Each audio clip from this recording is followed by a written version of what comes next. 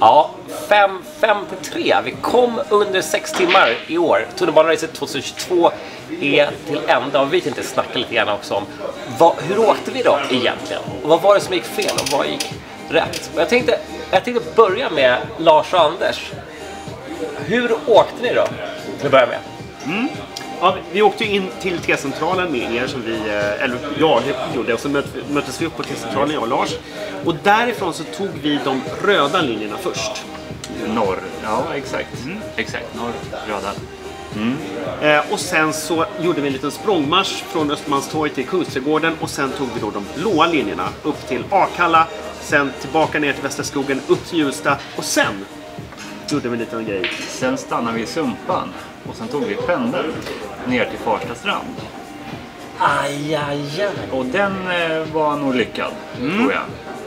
Och sen så tog vi då de gröna linjerna, Farsta strand, upp till Skärmarbrink, ner till Skarpnäck, sen ner mot Hagsätra, upp till Gamla stan, och sen ner mot Fruängen, Liljeholmen, Norsborg. Ja. Det var ju en riktigt roligt ny twist. Det här pendeltricket var nog bra. Vi hade ju en pendel Om vi också ska där. prata om vår så hade vi ju... Du kan ju köra resvägen där. Ja, absolut. Vi åkte ju, precis som du säger Anders, ner till T-centralen. Vi bytte till blå linje och åkte ner till Kungsträdgården, och sen körde vi då samma språngmarsch fast åt andra hållet. Upp till Östermalmstorg. Även vi betade av de norrgående båda grenarna på röd linje. Fram och tillbaka helt enkelt. Sen åkte vi tillbaka en hållplats från Mörby. Stannade vid Danderyds sjukhus och tog där bussen till Solna centrum. Och när vi väl var där så kunde vi köra blå linje norrut till Akalla. Och där tog vi bussen mellan Akalla och Hjulsta.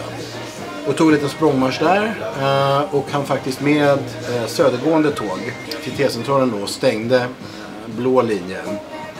Och därifrån började vi sen beta av söderort. Först åkte vi till Hagsätra. Där åkte vi sen tillbaka till Gullmarsplan, bytte till Skarpnäck. Och då hade vi tur, för i Skarpnäck stod det inne ett tåg Som vände. Och vi såg att det var på väg att åka, dörrarna är stängda och vårt tåg går så där riktigt långsamt in på stationen, så vi var lite osäkra. Så när de öppnade så ruschade vi över.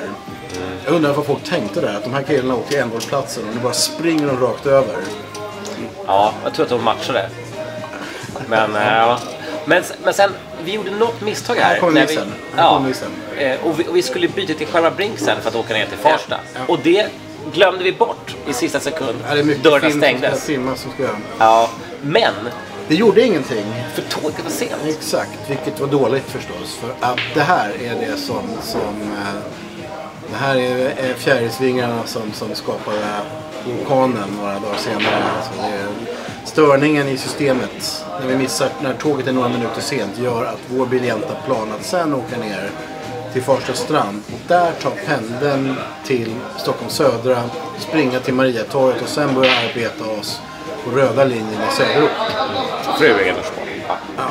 Ledde till att vi missade pendeltåget, vilket ledde till att vi missade när vi skulle till Fruängen, vilket ledde till en extra lång väntan där.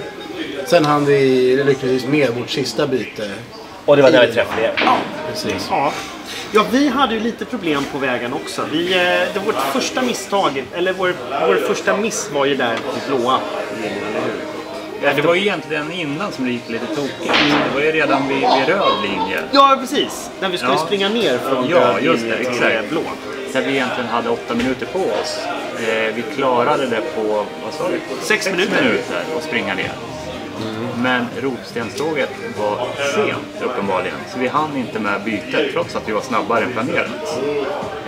Och då halkade vi efter ett tåg redan där på blå linjen.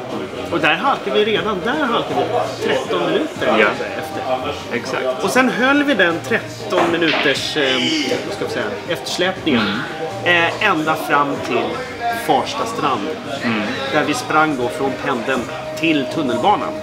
Men det som hände var att det stod ett tåg inne som vi gick in på och sen kom det in ett annat tåg och då stod det plötsligt Vällingby 1 minut på det tåget. Och de släckte skyltarna på det vi satt på. Ja, Så vi lommar ju över till andra tåget och plötsligt så drar det första tåget iväg och så står det Vällingby 7 minuter Nej!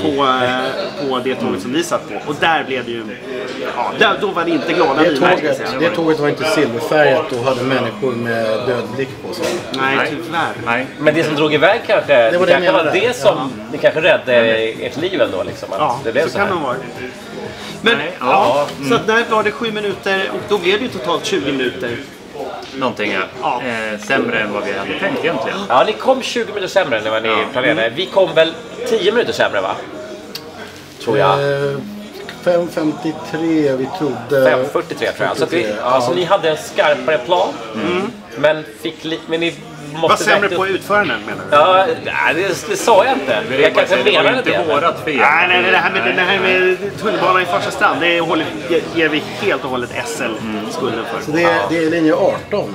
Linje 18 har varit svag idag. Var stötestenen för oss båda. Men om vi hoppar vidare då. Det här var de missarna, det här var våra ambitioner. Nu åkte vi på en vardag, det är måndag idag. Och hur hjälpte det oss? Vi kunde vår teori var ju ändå efter förra snacket att vi skulle åka på en vardag för att kunna spetsa oss och få tillgång till de här 5 minuters trafiken på många linjer. Hjälpte det här oss? Uppenbarligen så har det hjälpt oss någonting, känner jag. Men jag tror lite, men å andra sidan om vi jämför med första året när jag tror vi kom in på, var det 6.03? 6.05 tror jag. 6.05.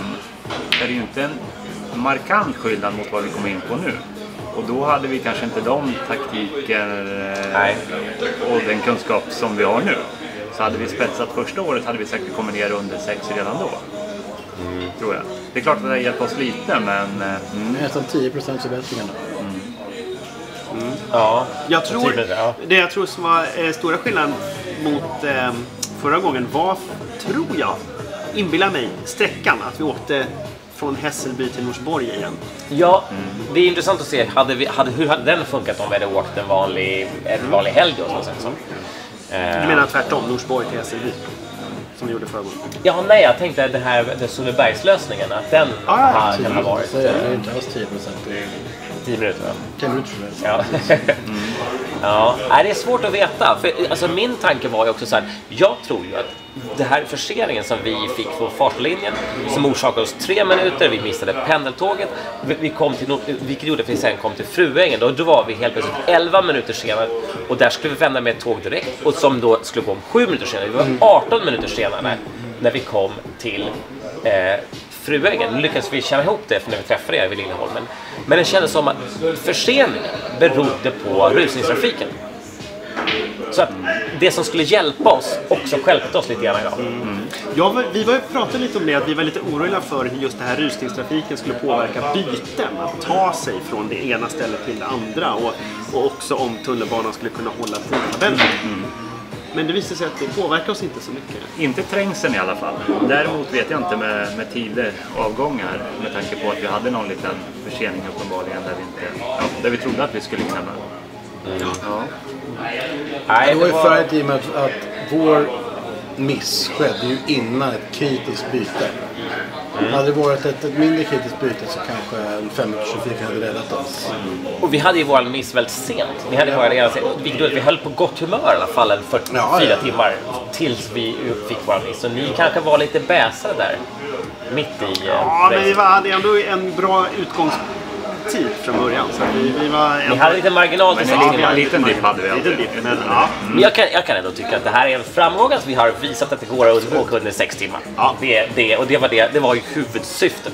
Är det här ett rekord eller inte? Ja, det vet vi inte riktigt. Jag tror nog inte det. Så det är ju ett rekord i det här sammanhanget. Det är det definitivt. Så det finns de där ute som varit ännu bättre. Det måste undersökas. Det måste undersökas och skriv gärna. Jag vet att det är många som är engagerade och gör såna här race. Men hörni, nu börjar maten komma in här. Ska vi börja avrunda? Ja, det är nästan en bra sammanfattning kanske. Vi är ju ganska hungriga för klockan är snart 9 och vi har inte käkat någon middag. Men vad tror ni om ni kollar på det här? På resvägar. Var den här Sundbyberg, är det en nyckel till att komma under 6 timmar även på en helg till exempel? Och vad gjorde vi för uppenbara missar som kanske ni har märkt men som inte vi har märkt? Och hur ska vi göra nästa år? Ska vi köra ett race till eller ska vi ha ett litet nytt koncept? Nu har vi ändå kört lag. Det blev en liten annan dynamik tycker jag som var lite kul. Och man hade i alla fall en reskamrat. Kanske inte... Ja, jag tycker det var roligt. Kommentera gärna och säg vad ni tycker så ses vi i alla fall på något sätt nästa år. Tack så mycket. Tack. Hej. Tack så jättemycket. Då så, då kör vi. Skål! Skål! Ja, grymt jobbat alla. Ja, Grymt det jobbat. var Ja, en skål. Det är alkoholfritt ändå. Jag är nästan fritt på Edvard Men Blom vad så här. Man får fick jag? skåla. Vad använder det dig?